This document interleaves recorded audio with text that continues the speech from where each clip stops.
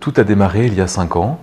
J'étais simplement bénévole. Mon ancienne entreprise m'avait autorisé à pouvoir bénéficier d'un programme de volontariat. Donc c'était 40 heures de bénévolat.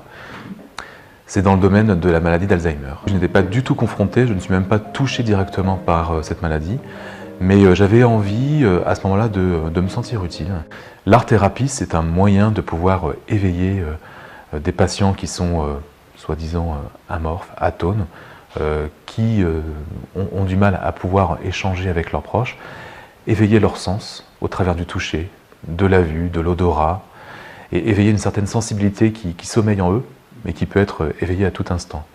Une fois que nous avons été formés à cette maladie, nous avons pu enchaîner des séances de visite dans des sites culturels, tels que le musée du Louvre, le musée Quai Branly, le château de Versailles, qui nous ont ouvert leurs portes.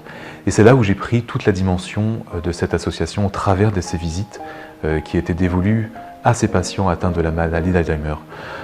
Et là, je vois à partir du moment où ils s'installent devant le tableau et qu'ils découvrent l'œuvre face à eux, on voit tout de suite leur visage qui s'illumine.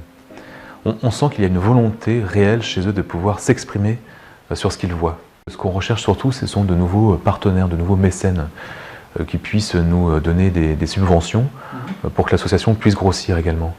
Donc on fait appel à quelques laboratoires pharmaceutiques, d'autres entreprises aussi qui seraient partenaires de cette association, offrant à leurs salariés cette possibilité de pouvoir faire du volontariat. Les États-Unis, ça commence à devenir un projet qui prend forme, puisque nous développons déjà à New York.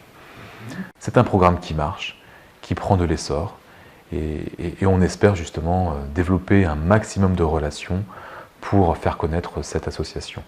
On vous attend en tout cas nombreux, je l'espère.